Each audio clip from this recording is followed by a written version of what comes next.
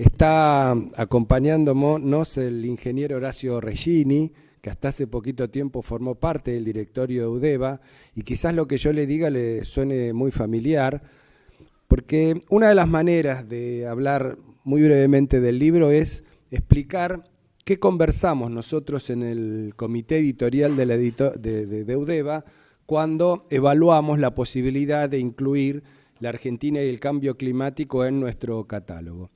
Y lo que miramos en primer lugar fue, por supuesto, los autores y los antecedentes de los autores, que son inmejorables, que además ya son autores de nuestra casa y con los que venimos trabajando muy bien. Después el tema del cambio climático, que consideramos que es un tema de indiscutible actualidad y de indiscutible necesidad de incluir en la agenda y de sumar al debate. Y después, por supuesto, el tipo de libro, ¿no? Bueno, Inés y Vicente tienen esta propuesta de un libro que tiene la originalidad de hablar de un tema que está en el mundo, pero relacionado con la Argentina, particularmente con nuestro país, donde no hay tantos antecedentes. Es un libro que puede ser tomado por los estudiantes como un manual, es un libro que al mismo tiempo es de divulgación, puede ser leído perfectamente por alguien preocupado por el tema, porque si bien es académico, al mismo tiempo tiene un lenguaje muy accesible, muy fácil, muy didáctico, es riguroso, pero también es multidisciplinario, es decir, no solamente habla de las ciencias del cambio climático desde el punto de vista de las ciencias de la atmósfera, sino también desde el punto de vista de las implicancias políticas, de las implicancias económicas, y etcétera, etcétera. Entonces es un libro que reúne todas las condiciones para que esté en un catálogo abierto, como es el catálogo de la editorial UDEVA. Por eso lo celebramos, el libro está funcionando muy bien, y nos tomamos como la obligación, además de difundirlo y de ponerlos en todas las librerías y en todas las librerías universitarias de la Argentina, porque no está saldado el tema, como bien cuenta el libro, respecto de que hay unanimidad de criterios en la ciencia o en la política de la necesidad de abordar el tema del cambio climático. Por eso creemos que es una obligación contribuir con una obra de esta naturaleza para contribuir al debate de esta temática. Así que nada, muchas gracias a los autores, gracias Elsa Kelly por acompañarnos en esta presentación, a quien ahora le voy a dirigir la palabra.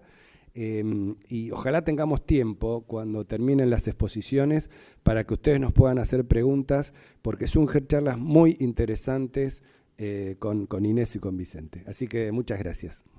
Bueno, en primer lugar, mi agradecimiento a los autores por haberme dado esta oportunidad de presentar una obra muy importante que aborda el tema del cambio climático, con una visión científica como fundamento de las decisiones políticas que dicho fenómeno nos impone, digamos, como país, tanto en el orden nacional como en el orden internacional. Es un tema que realmente de difícil abordaje, pero por su gravedad necesita realmente una decisión política para poder conjurar los problemas que traen este fenómeno. No es el primer libro que me ha tocado presentar sobre este tema, acá en el CARI. Hace unos pocos meses presenté aquí otro libro que se llama El cambio climático, un desafío mundial, de Alieto Guadagni y Miguel Ángel Cuervo, sobre el mismo tema, con una visión puesta en la economía, en los aspectos económicos que plantea el cambio climático desde distintos ángulos. Si bien ambos libros se refieren al mismo tema, son dos libros diferentes. Yo diría que son complementarios, que merecen ser leídos y analizados en profundidad. El libro de Guadagni y Cuervo tienen por objeto principal analizar distintas propuestas o instrumentos alternativos de política económica para combatir el calentamiento global terrestre en nuestro país, focalizando su atención en la búsqueda de respuestas tendientes a mitigar el fenómeno del calentamiento global. El libro que estamos presentando hoy no tiene ese propósito. Antes bien, su objetivo es suministrar la información científica que debería dar sustento a una política tendiente a combatir el cambio climático desde una perspectiva global y también nacional, habida cuenta de que el creciente consenso internacional registrado en el 2015 en el Acuerdo de París nos pone frente al reclamo de establecer propuestas nacionales como compromisos tendientes a reducir la emisión de gases de efecto invernadero.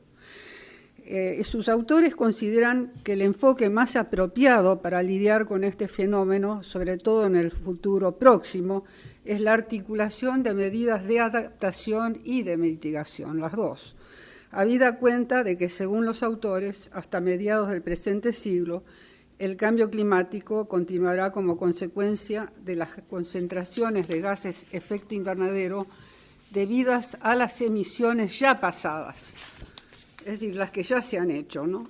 Y por consiguiente, sus distintos impactos no variarán en cualquiera de los escenarios posibles de emisión de dichos gases, por lo que durante las próximas décadas la adaptación a las nuevas condiciones climáticas es una necesidad impostergable y forma parte de las medidas que se deben tomar para enfrentarlo. Sin perjuicio de lo que acabo de señalar, los autores del libro que hoy presentamos son categóricos al afirmar que de todos modos, así como no se puede prescindir de la adaptación, porque parte del cambio climático ya está ocurriendo y otra parte será inevitable, tampoco se podrá prescindir de un importante nivel de mitigación, porque para muchos sistemas naturales y humanos la adaptación sería imposible si el calentamiento global terrestre sobrepasa ciertos umbrales, que serían los 2 grados centígrados por encima de la temperatura del periodo preindustrial.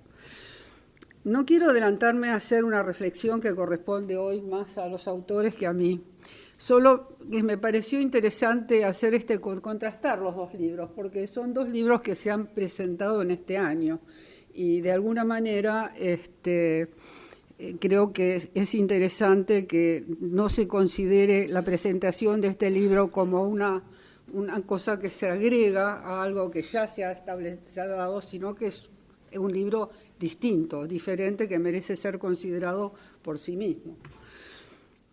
Ahora, este libro consta de un primer capítulo que se llama Contexto y de 2 partes principales. La primera parte, titulada El cambio climático global, aborda en los siguientes 7 capítulos, del segundo al octavo, distintas temáticas desde un punto de vista global. La segunda parte más bien está dedicado al tema del cambio climático como cuestión, digamos, como afectando a la Argentina, vale decir, se encara desde el punto de vista de cómo afecta a la Argentina el cambio climático y cuáles deberían ser algunas de las cuestiones a ser tomadas en cuenta en cuanto se decidan políticas vinculadas con la mitigación o la adaptación. Y es un capítulo muy rico en información, la segunda parte, porque además, digamos, se refiere concretamente a nuestro país. Ahora, yo lo que quisiera en particular es referirme al primer capítulo de este libro, porque el mismo sitúa al lector, aún el más lego en materia científica, en el centro mismo de los desafíos que enfrenta la humanidad en la lucha que debiera librar contra el cambio climático. Lo logra mediante una descripción del marco contextual que permite una comprensión de los distintos problemas, riesgos y dilemas que deben ser sorteados para encarar una respuesta coherente y efectiva a los distintos desafíos que este fenómeno presenta. Este capítulo, como dije, se titula Contexto. Comienza con una descripción concisa de la causa que origina el cambio climático, al afirmar simple y claramente que se debe a las emisiones de gases de efecto invernadero que perduran en la atmósfera en promedio y según el compuesto químico entre 15 y 100 años y que independientemente del lugar desde donde ocurran estas emisiones, las mismas se esparcen y se mezclan en la atmósfera global en el curso de 1 o 2 años, de tal manera que sus concentraciones se hacen geográficamente casi homogéneas. Es decir, que cualquier lugar donde se emita, digamos, el impacto va a ocurrir, porque es un impacto global, ¿no es cierto? Bueno, señalan los autores que la naturaleza en esto se muestra inequitativa, dado que los efectos del calentamiento global terrestre, que ocurre como consecuencia de las concentraciones de estos gases en la atmósfera, se hacen sentir en cualquier lugar del planeta independientemente del hecho o circunstancia de que en el lugar en cuestión las emisiones de gases de efecto invernadero hayan sido mínimas o inexistentes. De ahí que el fenómeno del calentamiento terrestre sea global y no regional o subregional. De hecho, los impactos derivados de este fenómeno global afectan en una gran medida a las regiones menos desarrolladas del planeta, en las que las emisiones propias han sido en general exiguas en comparación con las emisiones de las regiones más desarrolladas del mundo. Los gases más contaminantes desde el punto de vista del calentamiento terrestre y de su permanencia en la atmósfera son los derivados de las emisiones del dióxido de carbono producido por la combustión de hidrocarburos y carbón para principalmente, aunque no exclusivamente, generar energía. Los autores destacan que dado que los hidrocarburos constituyen el 85% de las fuentes primarias de la energía que utilizamos, podrá comprenderse fácilmente que enfrentamos un desafío muy difícil de resolver, pero que sin perjuicio de reconocer las dificultades, afirman que será necesario abordarlo sin dilación. Una de las razones que explican el calentamiento global, cuyo efecto es la alteración del clima, es la creciente presión de la actividad humana sobre el planeta. Es decir, esto es importante, toda esta descripción es importante cuando la hacen, porque de alguna manera explican digamos, cuál es la magnitud del problema que enfrentamos para resolverlo. Bueno, no es fácil, ¿vale? Es decir, el problema es que el mundo está dirigido a, digamos, a producir industrialmente bienes, servicios de una determinada manera. Bueno, y esta descripción, de alguna manera, a mi juicio, facilita la comprensión de las dificultades que se enfrentan para resolver la cuestión del calentamiento global, ¿no? Entonces, digamos, una de las razones es la creciente presión de la actividad humana sobre el planeta, lo que conlleva un rápido crecimiento de la demanda mundial de recursos naturales, incluido como recurso natural el propio clima, que evidentemente esto es un concepto bastante novedoso porque, digamos, los economistas no lo toman en cuenta como parte, digamos, del análisis. Es decir, de alguna manera es como un elemento extraño a lo que vendría a ser las previsiones económicas.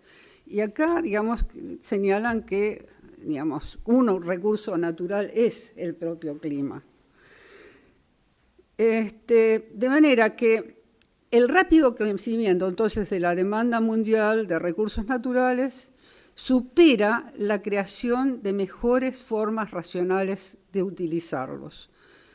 Esto ha ocurrido, según los autores, como consecuencia del aumento acelerado de la población mundial, que se duplicó a comienzos del siglo XIX en relación a la era del Renacimiento, multiplicándose luego 7 veces en los años subsiguientes hasta llegar a los 7.000 millones de habitantes actuales. Como consecuencia de este aumento poblacional, el consumo de recursos naturales por habitante se incrementó exponencialmente, llegando a multiplicarse por 8 desde el fin de la Segunda Guerra Mundial a nuestros días, el consumo de energía por habitante. El interrogante que se plantea de modo inquietante ante esta situación es si este acelerado crecimiento del consumo humano es sustentable y por cuánto tiempo. Los autores destacan también una una expresión creada por un premio Nobel de Química, Paul Crutzen, que introdujo en el año 2002 la palabra antropoceno para denotar la época que se inicia con la revolución industrial y en la cual la humanidad se ha convertido en una fuerza global geofísica que se compara con los factores naturales de la evolución de la Tierra o hasta lo supera. Para decir que de alguna manera, a partir de la era industrial, la actividad humana empieza a gravitar como gravitan otros factores naturales. Y ese es un concepto interesante.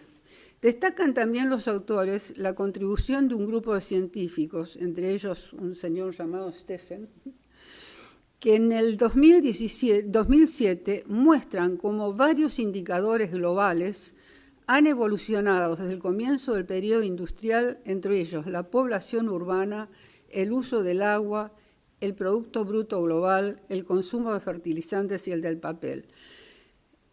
Estos datos indicarían un crecimiento de tipo explosivo, aún mayor al exponencial, que hace temer sobre su sustentabilidad en el tiempo.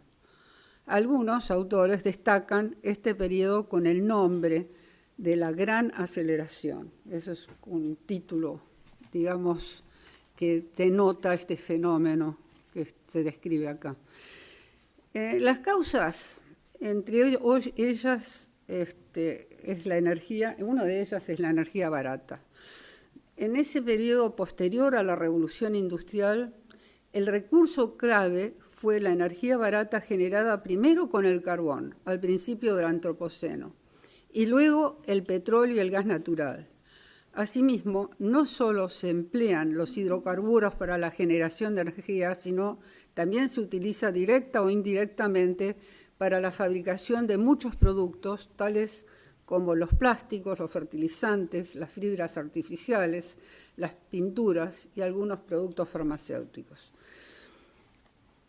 El otro gran factor que explica el crecimiento de la actividad humana han sido las innumerables innovaciones tecnológicas que multiplicaron el uso de la energía barata en distintas producciones y actividades, todas ellas como la electricidad, el motor a explosión y la aviación, que hoy se multiplican en todos los campos y muy notoriamente aún en las comunicaciones, la informática y la biotecnología. Otro de los factores, el más reciente de los últimos 30 años, que ha impactado sobre la demanda de recursos naturales, ha sido el acelerado crecimiento de los últimos 30 años de los países en desarrollo, que se manifestó con mayor intensidad en Asia y más especialmente en China y en la India, pero también en otras latitudes como América Latina y África, aunque estas con una intensidad menor.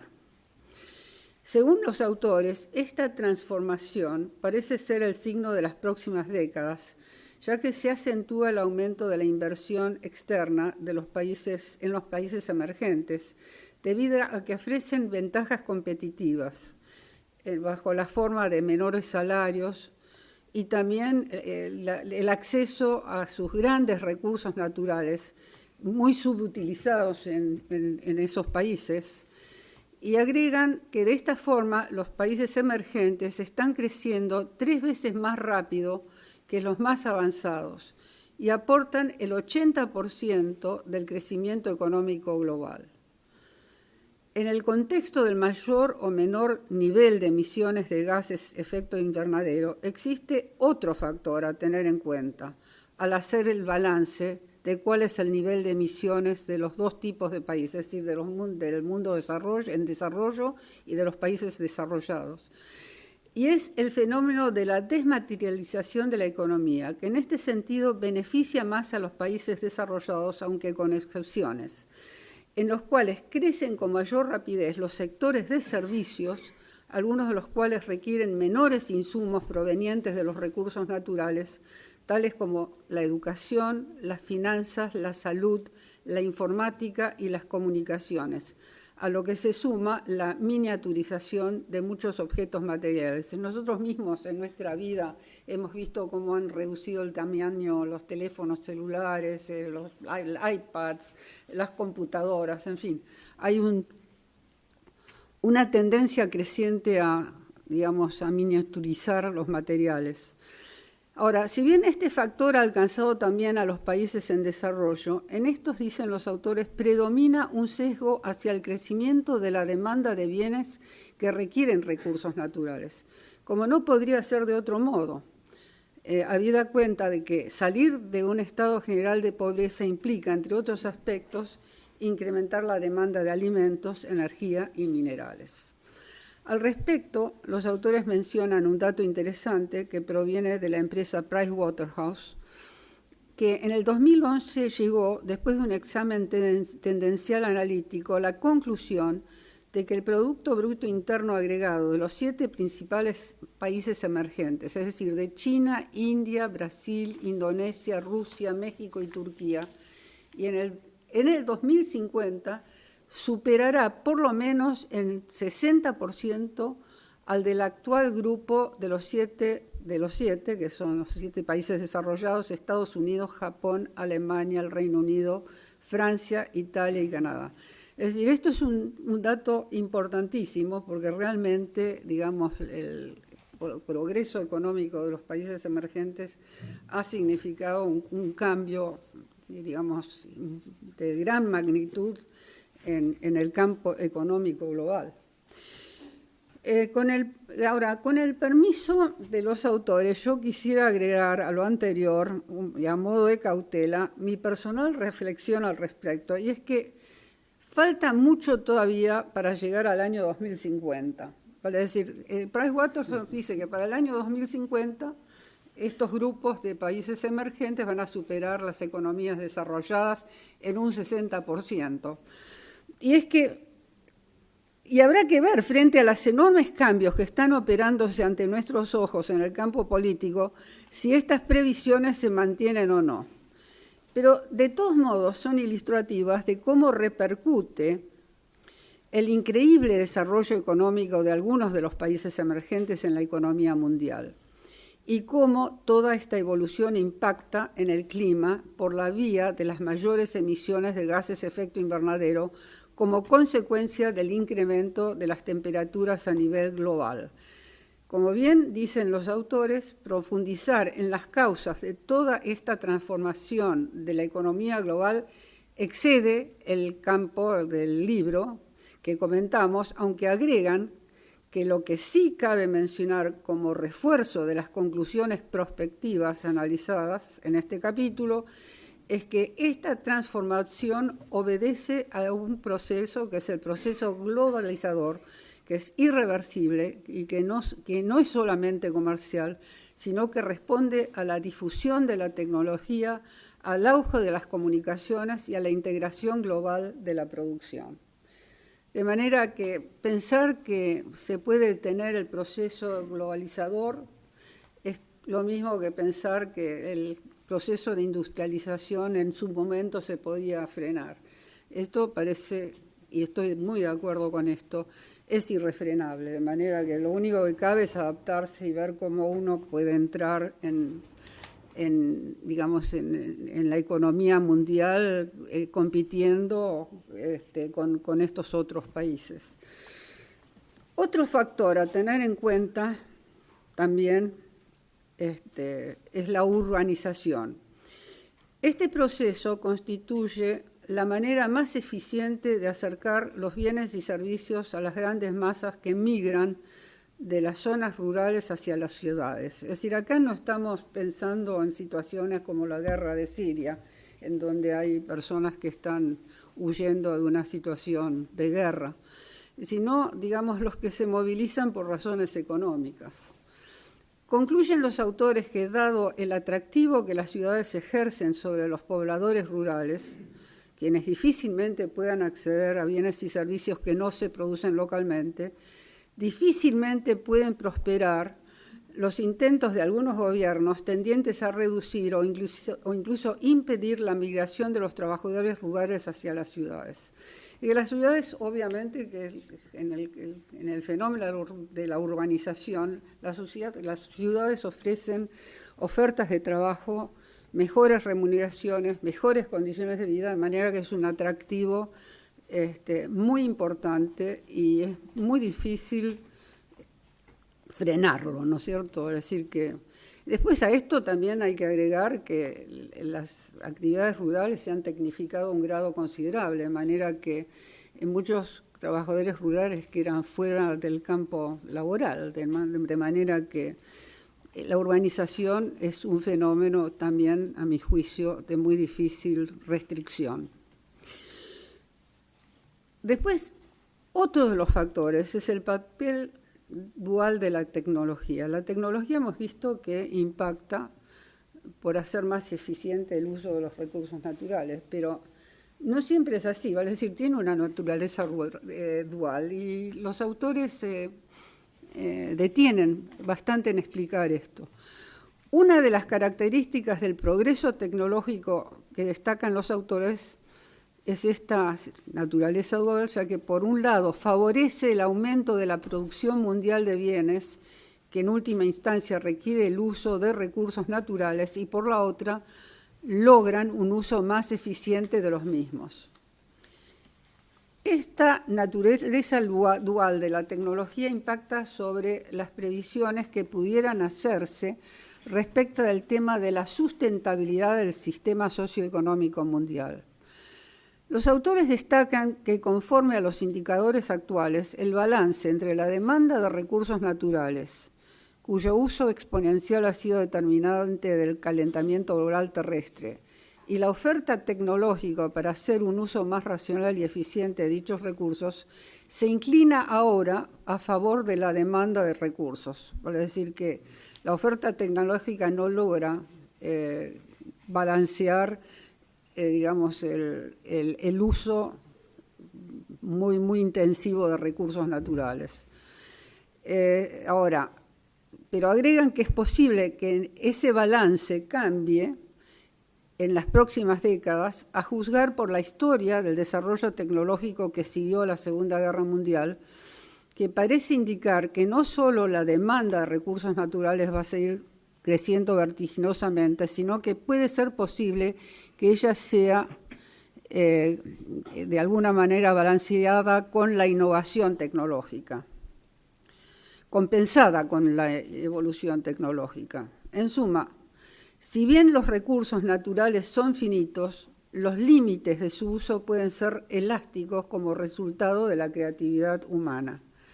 Esto es una visión un poco optimista del futuro, es decir, esperemos que, digamos, que realmente se logre, ¿no? Es decir, que en lugar de explotar indefinida y irracionalmente los recursos naturales con todo el impacto negativo sobre el calentamiento global terrestre y el cambio climático, que digamos, la tecnología pueda realmente superar ese desbalance mediante un eficiente uso de los recursos. Ahora, los autores concluyen que existe potencial para una considerable contribución de la tecnología de al menos una parte importante de la crisis ambiental en general y del cambio climático en particular, refiriéndose a la expectativa que existe de un amplio desarrollo tecnológico en el campo de la energía. Ellos se concentran mucho en el tema energético, como que esta innovación puede superar ese desbalance a través de un uso más eficiente de la energía. En tal sentido, los autores afirman que la energía solar, conforme a las tendencias tecnológicas de mercado, sería competitiva en las próximas décadas y podría sustituir al menos una importante fracción de lo que hoy suministran los combustibles fósiles. Mencionan también otras tecnologías emergentes que ya son técnicamente viables, como los biocombustibles líquidos de segunda generación, elaborados a partir de la celulosa, pero que requieren de una mayor innovación para ser competitivos. Para que la innovación tecnológica gane la carrera contra el impacto negativo del uso de recursos naturales, desde el punto de vista ambiental esto, ¿no?, sería necesario, según los autores, reproducir a nivel mundial la experiencia de los Estados Unidos, parte de cuya prosperidad y crecimiento debe atribuirse a los niveles sin precedentes de cooperación y alianza entre gobierno, industria y universidades, a partir de la Segunda Guerra Mundial, lo que proporcionó la financiación requerida a la ciencia y a la tecnología, proyectándose todo ello exitosamente en los resultados. De acuerdo con las estimaciones de algunos economistas, aproximadamente la mitad del crecimiento económico de los Estados Unidos se debió a la innovación tecnológica apoyada en la excelencia científica de sus investigadores y en el de su sistema universitario, como también en la acumulación de su capital intelectual durante más de 2 siglos. Afirman los autores que la humanidad tiene a su disposición un sistema y herramientas institucionales que le permitirían lograr los saltos tecnológicos necesarios para preservar el ambiente en el planeta, requiriéndose solo políticas y recursos orientados hacia esa finalidad durante las próximas décadas. Señalan, sin embargo, que si bien los acuerdos internacionales parecen orientarse hacia esa dirección, sus tiempos son mucho más lentos que los requeridos para evitar las peores consecuencias de una crisis mundial. En otras palabras, no es que no se pueda, pero el asunto es que si se quiere, ¿no? Es decir, que si falta voluntad política, evidentemente la cosa puede detenerse.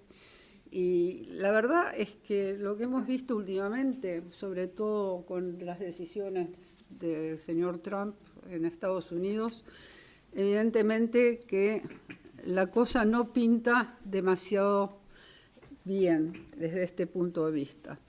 Bueno, pero es posible que en el futuro mejore. Es decir, el tema es cómo podemos suscitar esa voluntad, esa vocación política. Y la manera es alertando, es lo que estamos haciendo ahora en este momento con la presentación de este libro. La manera es mostrar la importancia que tiene luchar científicamente contra el cambio climático. Tenemos las herramientas, pero claro, falta la financiación. Eso yo creo que los autores se van a referir a esto con más detenimiento, pero yo quería también mencionar la importancia de que se refuercen las voluntades políticas de los países. Es complicado porque, digamos, cada decisión política tiene su pro y su inconveniente, ¿no? Y sobre todo el inconveniente más serio está dado, digamos, en la cultura y en nuestra civilización acostumbrada a producir de una determinada manera, y frenar esto resulta mucho más complicado porque lo que hay que cambiar es la cabeza, la mente, y eso es lo más difícil. Bueno, ahora, si bien existe grandes esperanzas puestas en el apoyo a las investigaciones tendientes a desarrollar fuentes alternativas de energía y un uso más eficiente y racional de la que deriva del uso de hidrocarburos, es difícil, dicen los autores, estimar con precisión las consecuencias que la aceleración de la innovación tecnológica pueda tener en una actividad o en un país en particular. Es decir, de alguna manera los autores dicen que está bien ser optimistas, pero tampoco ser tan optimistas, sobre todo con las predicciones, porque las predicciones, a veces, los estudios prospectivos son altamente especulativos, de manera que pensar que un estudio prospectivo pueda realmente impulsar cambios profundos es a veces un poco aventurado. Entonces, de alguna manera ponen una nota de cautela allí de que la aceleración de la innovación tecnológica que difunden muchos estudios posiblemente no tengan el efecto esperado, por lo menos no en lo inmediato. Empiezo agradeciendo primero las palabras de Luis en nombre de la editorial, porque la verdad que nos hizo muy fácil todo el proceso de publicación del libro. Para nosotros fue un placer realmente trabajar con Eudeva. Teníamos efectivamente experiencia ya de haberlo hecho antes, pero bueno, este libro en particular también fluyó muy rápidamente, así que estamos muy contentos con cómo nos trataron, nos cuidaron y el producto final. Y bueno, en segundo lugar también quería agradecerle a la embajadora Kelly por sus palabras, por abrirnos las puertas de esta institución para esta presentación. Bueno, lo que yo les voy a contar un poco, sin tanto detalle como el marco del contexto que se hizo recién, son algunas cuestiones y poner énfasis en algunas cuestiones que están contenidas en el libro.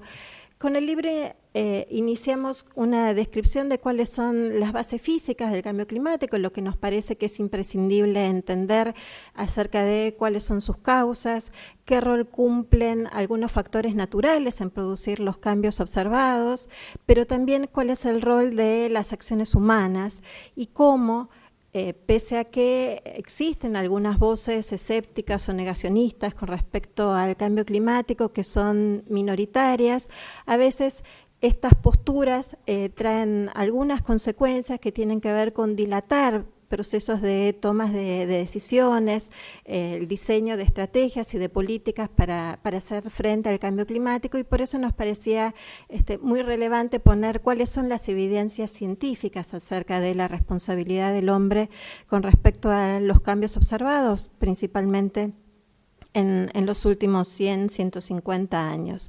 Y este proceso continúa a partir de identificar precisamente cuáles son las variables del clima que están cambiando. En términos más técnicos o científicos es lo que nosotros llamamos la detección del cambio climático, y cómo a partir de la evolución y los cambios en distintas variables como la temperatura, la lluvia a nivel global, también a nivel regional, los cambios en el nivel del mar, los cambios o la retracción en los hielos, son un conjunto de variables, de múltiples indicadores que nos permiten efectivamente afirmar que el clima está cambiando, y donde además no solo usamos estas múltiples líneas de evidencia acerca de los cambios en el clima, sino que también utilizamos diferentes fuentes de información.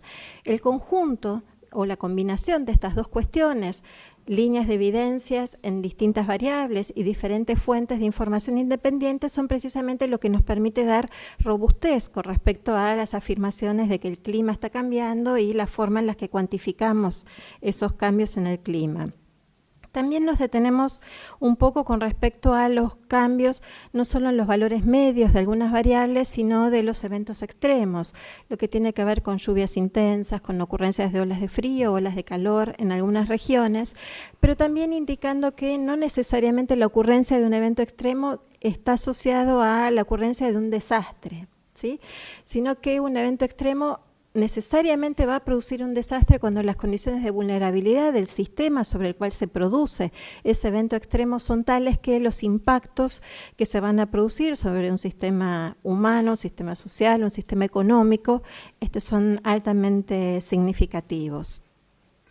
También nos detenemos un poco con respecto a presentar cuáles son las perspectivas futuras acerca del clima bajo diferentes escenarios de emisiones de gases de efecto invernadero, escenarios de cambios en el uso del suelo, y cuáles son en ese contexto las perspectivas acerca de cómo cambiarían las temperaturas, tanto a nivel global, en Argentina en particular, cómo se modificarían las lluvias también en promedio, y lo que tiene que ver también con eventos extremos de estas variables. Y es importante también detenerse en que, teniendo la información acerca de cómo se prevé o las posibilidades que hay acerca del clima futuro, de qué forma podemos evaluar y cuantificar los posibles impactos que va a producir estas posibles evoluciones en el clima sobre diferentes regiones, en diferentes sectores también, desde el sector agrícola, en el sector de la salud, sobre los recursos hídricos también. Esto, de nuevo, lo presentamos a nivel global, también a nivel más regional, específicamente para nuestro país. Y finalmente, teniendo toda esta información, ¿de qué forma podemos generar o se generan respuestas frente al cambio climático? Un proceso que nosotros llamamos de alguna forma el espacio-solución frente al cambio climático, y es ahí donde aparecen las cuestiones vinculadas a la adaptación y a la mitigación, como los caminos posibles sobre los cuales podemos actuar. Con respecto a estas dos cuestiones, cumplen un rol esencial tanto la Convención Marco de Naciones Unidas sobre Cambio Climático, el Panel Intergubernamental de Cambio Climático, que de alguna forma funciona como el organismo que asesora en cuestiones técnico-científicas al panel, recopilando todo lo que sea información relevante, pero sin generar información que sea de alguna forma prescriptiva, ¿sí? No indica qué es lo que hay que hacer, pero genera la información o recopila toda aquella información relevante para la toma de decisiones. Y con respecto a esto, y principalmente con la Convención Marco de Naciones Unidas, se habló hoy o se mencionó el Acuerdo de París. Este acuerdo que se selló en diciembre del 2015, entró en vigor hace algunos meses, en noviembre de 2016, donde lo que se plantea como objetivo es limitar las emisiones de gases de efecto invernadero de alguna forma como para que la temperatura promedio de la Tierra no supere 2 grados centígrados, y además propone un objetivo todavía más ambicioso, que en la medida de las posibilidades no se supere 1.5 grados centígrados de calentamiento, siempre tomando como referencia las temperaturas del periodo preindustrial. Y en ese sentido, para tratar de cumplir con lo que significa el Acuerdo de París, eso nos impone todavía algunos desafíos. Desde el punto de vista científico, tenemos que tratar de cuantificar cuáles son los impactos locales que significan un calentamiento global de 2 grados centígrados. Bueno, ¿eso qué representa para nuestro país en términos de modificaciones, por ejemplo, en eventos extremos, en frecuencias de inundaciones, frecuencias de olas de calor? ¿Cómo cambiarían esos posibles impactos si el objetivo se redujera o fuera más ambicioso de 1.5 grados centígrados? Bueno, ¿cuáles serían esos impactos en términos cuantitativos, las consecuencias para diferentes regiones y diferentes sectores económicos y particularmente para nuestra región? Y en particular, ¿cuáles de esos impactos sobre los cuales todavía tenemos que trabajar para cuantificar y para identificar, cuáles van a requerir en forma indispensable que haya algún proceso de adaptación, cuáles van a ser los costos que van a implicar las medidas de adaptación que haya que tomarse? Con respecto a la sociedad, también llegar a cumplir con estos acuerdos impone algunos desafíos, porque tienen que ver con ¿qué riesgos vamos a poder evitar si logramos cumplir con el acuerdo y la temperatura no supera 2 grados centígrados? Y todavía más, ¿cuáles serían los riesgos evitados si nuestro umbral de temperatura global de calentamiento es de 1.5 grados centígrados?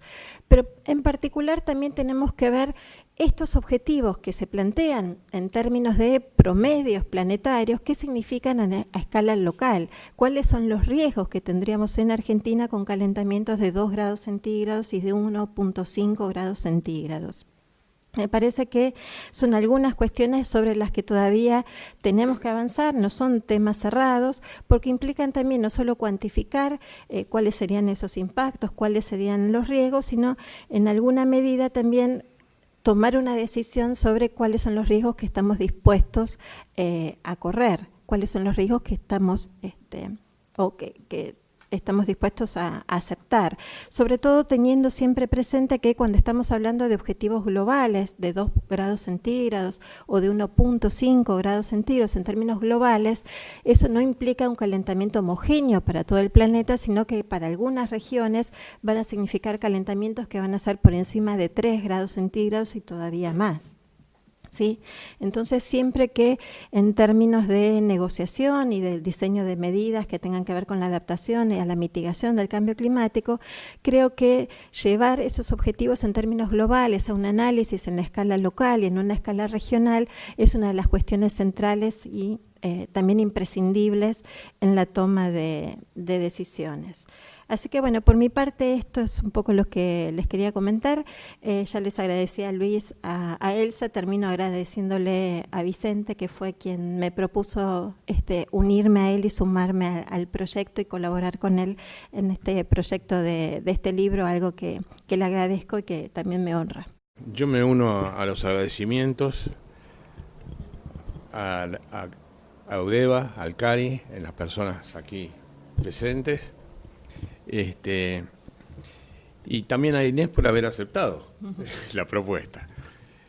Lo que yo voy a hacer, en realidad, es hablar primero de las motivaciones que nos llevaron a escribir este libro, y luego a las cosas que habría que agregarle al libro, porque estamos viviendo un mundo muy acelerado de cambios, y han pasado cosas desde que nosotros dimos por terminado el libro, más o menos fue octubre del año pasado, ¿no? En cuanto a la motivación, la experiencia nos indica, por muchísima trayectoria que tenemos en el tema, que el tema es conocido, pero superficialmente. Es decir, es conocido a través, no solo en el público general, sino en los que tienen que tomar decisiones, en los decisores políticos, es conocido a través de los medios, que siempre dan una información fragmentada y a veces interesada. Y bueno, estaba faltando una documentación sobre la Argentina en este problema para que los decisores políticos y los decisores privados tuvieran un conocimiento de a qué atenerse. Bueno, por años he tratado de que desde el Ministerio, ahora Ministerio, antes la Secretaría de Ambiente, se fomentara la realización de un estudio global sobre la Argentina, del tipo que han hecho otros países. Por ejemplo, Estados Unidos lo hace en forma periódica, cada 3 años presenta un informe que se llama el informe de país sobre el tema del cambio climático, elaborado por los científicos de los Estados Unidos y puesto a la consideración del gobierno americano, que lo publica. Pero no solo Estados Unidos, Brasil lo tiene casi terminado, China lo ha hecho con el mismo criterio que el IPCC en tres sectores, ¿no? La ciencia, la vulnerabilidad y la adaptación y la mitigación, y lleva hecho 2 de los 3 tomos. Rusia lo ha hecho, Australia, Suiza, bueno, muchísimos países, México también. Bueno, no tuvimos éxito, porque eso sería una cosa mucho mejor que el libro nuestro, porque sería algo hecho por toda la comunidad científica y quizás con una retroalimentación con el gobierno para ver en qué temas habría que poner el énfasis y en qué temas habría que pasarlos por alto, por decir así, por intereses nacionales. Bueno, eso no fue posible, y dada la necesidad dijimos, bueno, por otro lado teníamos otra percepción, y era que conocíamos mucho del trabajo que se había hecho y de lo que habíamos hecho nosotros, y veíamos que eso no estaba en ningún lado, es decir, en la Argentina por lo menos, estaban todos los papers que han hecho y que nosotros citamos muchísimo de los colegas argentinos, a los cuales tenemos que agradecerle también su trabajo, porque si no, no hubiera sido posible el libro. Bueno, están los papers internacionales, pero todo eso no está al alcance del público, ni siquiera de las personas que se pueden llegar a interesar circunstancialmente por su función pública. Así que ese fue un motivo. Desde luego también sirve para, como bien decía hace un ratito, para el público en general. Y ahora lo que quiero pasar es a analizar el otro punto, las cosas que han pasado. Y han pasado 2 cosas, una a nivel local, nacional quiero decir, y otra a nivel internacional, importantes. La primera a nivel nacional fue que cuando nosotros presentamos el libro, se había hecho la Argentina había tomado un compromiso de reducir sus emisiones hecho por el gobierno anterior, diciembre de 2015, porque fue prácticamente al final. Y eso fue el reelaborado, y la Argentina fue el único país hasta ahora que ha hecho una presentación adicional que está contemplada en el Acuerdo de París como posibilidad, mejorando esta meta, esta propuesta. Bueno, en esencia no hay muchas diferencias. Las dos metas se basan no en la reducción de emisiones, sino en la reducción de la tendencia de crecimiento de las emisiones. La diferencia quizás más importante, porque también tuvieron un año más de tiempo y quizás más apoyo político, es que la nueva presentación es mucho más transparente. Está mucho más claro qué es lo que la Argentina se compromete. En ese sentido estoy hablando de transparencia. Por otro lado, aparecen unos números mucho menores que no son tales porque lo que se hace es cambiar la forma en que se miden las emisiones. Se medía es decir, el IPCC, entre otras cosas, hace la metodología para ver cómo se miden las emisiones de los países, los inventarios.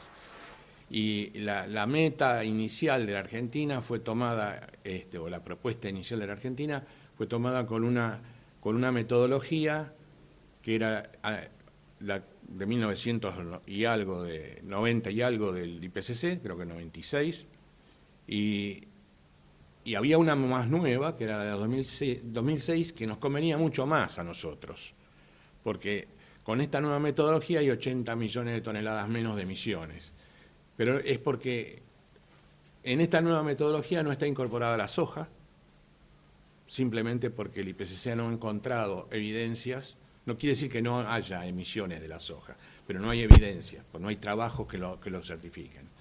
Entonces, todo eso ha hecho que los números son mucho más bajos de las emisiones argentinas y las reducciones son interesantes porque si se toma como referencia el año 2005, que es una de las formas comunes de las dos presentaciones, es una cosa. Pero si tomáramos las actuales emisiones que podemos suponer, no están calculadas, pero podemos asumir cuáles eran, prácticamente la Argentina se está comprometiendo a no aumentar las emisiones en el escenario 2030. Es interesante. Y en los dos casos se hace una propuesta que es sin condiciones y otra que es condicionada a que haya financiación externa. Y en los dos casos, con la financiación externa, estamos en realidad reduciendo emisiones con respecto al 2005 y mucho más al 2016. Bueno, esto es una cosa que menciono porque, aunque es un poco distinta la meta actual que tiene Argentina, el compromiso argentino, es básicamente similar. En vez de 15% de reducciones sobre el escenario tendencial, ahora es 18%, pero es una diferencia bastante pequeña. Pero lo que se ha ganado es en claridad. Bueno, a nivel internacional también hubo novedades, ganó Trump. Y eso, y después de ganar y de haber dicho toda la vida que no creía en el cambio climático, decía que era un cuento chino. Es raro porque los chinos nunca fueron tan renuentes en este tema hasta ahora como los americanos, así que no sé de dónde vendría eso de que es un cuento chino, pero finalmente decidió retirar a Estados Unidos de la convención, del Acuerdo de París. Bueno, eso todavía no se puede implementar porque el Acuerdo de París supone que solamente después de 3 años de haber sido ratificado, y eso va a ser en el año 2019, se pueden retirar. Quiere decir que lo que hay es un anuncio, pero no se ha implementado. El camino que puede ensayar el gobierno americano, si insiste, es retirarse de la convención, quizá. De todas formas, se retire o no se retire, el compromiso americano es al año 2025. Así que puede muy bien no tomar ninguna medida y desalentar las medidas de reducción de emisiones internamente, porque total es al 2025. Ahora, hay 3 formas en que esta jugada de Trump perjudica al planeta. La primera, que la más obvia, es que Estados Unidos emitiría más. Pero eso no es muy grave. Fíjense lo que estoy diciendo, no es muy grave. ¿Por qué? Porque Estados Unidos ya estaba reduciendo sus emisiones antes de suscribir el Acuerdo de París. Entre el año 2005 y el 2012 había bajado ya un 7% sus emisiones. Perdón, sí, un 7%. Y si seguimos la tendencia hasta ahora, seguramente sería un poco más. Que sí, y por otra parte, porque la meta americana era ya bastante mezquina. Era apenas reducir un 27% sus emisiones con respecto al 2005. Si consideramos que ya prácticamente casi la mitad ya se cumplió, la verdadera reducción de aquí en adelante de Estados Unidos debe ser alrededor de la mitad de eso. Es decir, un 15%. Y un 15% de las emisiones americanas, que son el 17% del planeta, son más o menos el 2% de las emisiones del mundo. Así que es malo, pero no es tan grave como uno puede a priori imaginar, porque es posible que Estados Unidos no aumente sus emisiones. Quizás no las reduzca, pero no las aumente. ¿Por qué? Porque es una tendencia que se está observando en todos los países desarrollados. Los países, como explicó Elsa, los países desarrollados crecen económicamente sin mayor demanda de recursos físicos, entre ellos de energía. Y como es la energía la que provoca las emisiones, eso hace que explica un poco por qué Estados Unidos ha estado bajando sus emisiones. En el caso de Europa es más complejo porque Europa sí había suscrito el Acuerdo de Kioto y entonces eso podía explicar parte de su reducción. Pero bueno, ese es el hecho concreto. Es probable que Estados Unidos no emita mucho más que lo que está emitiendo ahora. Puede emitir algo más, pero no es quizá el mayor daño. El mayor daño está en que al desalentar, al decir que Estados Unidos no va a tomar ningún compromiso o pedir que se renegocie este acuerdo, como está pidiendo, puede ser que se desaliente el fomento a la investigación de las alternativas tecnológicas para reducir emisiones, prácticamente fundamentalmente las relacionadas con las energías alternativas. Y esto es grave, aunque Estados Unidos no es el único país que hace investigación y desarrollo en estos temas, particularmente China está muy activa en energía solar, no podemos desconocer que Estados Unidos es una potencia tecnológica importante y que si no hay un aliento a estas energías, bueno, no va a ser algo positivo. Desde luego que también, por otra parte, no toda la sociedad americana comparte esta visión de Trump y muchas ciudades y muchos estados de Estados Unidos y empresas incluso están dispuestas a seguir adelante y todo el aliento que pueda llegar a producir Trump a la industria del carbón, por ejemplo, es relativo, porque las inversiones de una planta de generación de energía eléctrica por carbón tiene una vida útil de 40 años. Y es difícil encontrar capitales que digan, vamos a construir una nueva planta de carbón, porque saben que el futuro, tarde o temprano, les va a pasar la boleta y es una inversión sumamente riesgosa. Así que eso en cuanto. Y finalmente hay un último aspecto en que la decisión de Trump afecta, y es que en este Acuerdo de París, y debido a las distintas circunstancias que tienen los países respecto al cambio climático, el acuerdo prevé una transferencia de fondos del orden de $100.000 millones a partir del año 2020, anuales, a los países en desarrollo. No es una donación, eso no existe. Simplemente es un flujo de capitales para inversiones en los países en vía de desarrollo para reducir las emisiones. Bueno, evidentemente con la política económica del Trump en general y con la visión de sabotear las medidas que tienen que ver con la reducción del cambio climático, probablemente el aporte de capitales desde Estados Unidos en este sentido va a ser restringido. Y eso va a ser un problema grave porque muchos de las expectativas de reducción de emisiones de los países en vía de desarrollo están ligadas a esta transferencia de fondos. En particular, hay países que concretamente, como la Argentina, han hablado de emisiones condicionadas a la transferencia de, metas condicionadas a la transferencia de estos recursos. Bueno, una última reflexión. Cuando los países presentaron el acuerdo, sus contribuciones al Acuerdo de París, porque el Acuerdo de París finalmente se hizo de la única forma que se vio que se podía hacer ya desde el 2009 con el Acuerdo de Copenhague, era acuerdos voluntarios. No hay una receta que diga, bueno, a tal país le puede corresponder tanto y a tal otro, porque hay intereses muy diferentes y porque es muy difícil que haya una visión única que permita englobar a todo. Entonces, básicamente acá la única forma de ir adelante fue que cada uno diga lo que puede hacer. Y cuando la Secretaría de la Convención analizó los resultados de las contribuciones de los 160 países que les hicieron, el resultado fue que no llegamos a 2 grados, sino a 2,7 grados.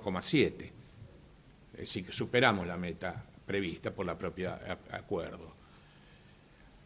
Ahora, ese fue un estudio hecho por la propia Secretaría de la Convención. Hay ya trabajos, papers, que muestran que en realidad no son 2,7, sino puede llegar a ser 3,5. Así que ese es el panorama antes de que Trump hiciera la jugada que hizo. ¿Qué nos está diciendo esto? Que preventivamente es mucho más importante ahora que antes el tema de la adaptación. Porque no sabemos, en definitiva, si vamos a tener que hacer. Y en particular yo creo que la Argentina, que ha hecho un gran esfuerzo y está haciendo un gran esfuerzo para cumplir con este objetivo que se ha trazado y que es muy meritorio, debería prestar muchísima más atención ahora a las medidas de adaptación. A las medidas de adaptación que en particular sabemos, cuando hicimos la presentación del libro en el Servicio Meteorológico, el diario La Nación sacó en gran plan. ¿Por qué? Porque lo ligó con el tema de lo que está pasando en la Argentina, las inundaciones, ¿no? Entonces ahí tenemos pérdidas millonarias de producción y eso es algo que se está repitiendo con mayor frecuencia porque además es lo que está pasando en todo el mundo. Es decir, está comprobado que, primero teóricamente, que a mayor temperatura hay más combustible para que las tormentas sean más intensas y más frecuentes. Y además porque se está observando, por lo menos en la mayor parte de los continentes, de las áreas continentales de todo el planeta. Entonces es algo que ya tenemos, que ya nos está afectando y que debiéramos avanzar rápidamente. Hacerlo es interesante, pero lo que no hay que creer es que las obras van a ser por sí mismas una solución definitiva. Una de las cosas que aprendimos en el último informe del IPCC, una de las tantas cosas que vale la pena señalar, es que la adaptación es un proceso continuo. No se trata de que tomamos una medida de adaptación y la dejamos ahí, porque la adaptación se hace sobre un sistema que es transformado no solo por el cambio climático y el clima, sino porque el mismo sistema tiene sus otras componentes. Por ejemplo, en el caso de las inundaciones tenemos el tema de la agricultura, el uso del suelo, etcétera. Entonces, un programa de adaptación que incluya medidas de infraestructura, como de hecho está ocurriendo, más allá de que se le llame adaptación al cambio climático o no, se están haciendo o hay intención de hacer obras de infraestructura en forma bastante intensa para reducir la problemática de las inundaciones. En ese caso, nuestra visión es que tiene que ir acompañado de un seguimiento. Yo tengo un ejemplo. Hace un rato lo comentábamos que tengo una chacra en Mercedes. Mercedes está muy cerca de las nacientes del río Luján. Entonces, el río ese cada tanto produce una inundación y había una Villa Miseria asentada hace 20 años en las orillas del río. Bueno, como se inundaba con frecuencia, la municipalidad, la fuerza, se la erradicó dándole un lugar a esa gente en otro lugar, que es otro barrio. Bueno, pasaron 20 años y ahora se vino otra gente a vivir ahí. Es decir, ¿qué es lo que faltó? Faltó el seguimiento de la medida. Algo parecido pasó, yo conozco un caso positivo, que es el en Curitiba, Brasil, donde entre dos ríos se había instalado una villa, una favela impresionante, se la sacó, se le dio otro lugar, pero se estableció un sistema de vigilancia para que nadie más se establezca, porque si no estamos siempre en la misma.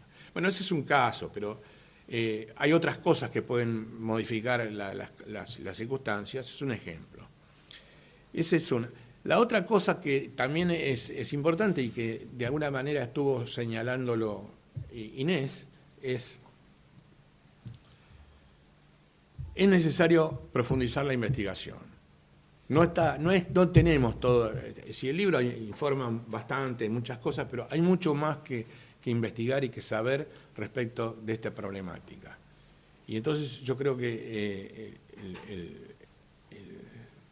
el Ministerio de Ciencia y Técnica tiene ahí una responsabilidad muy importante para fomentar con mucho más énfasis el desarrollo de la investigación sobre el cambio climático.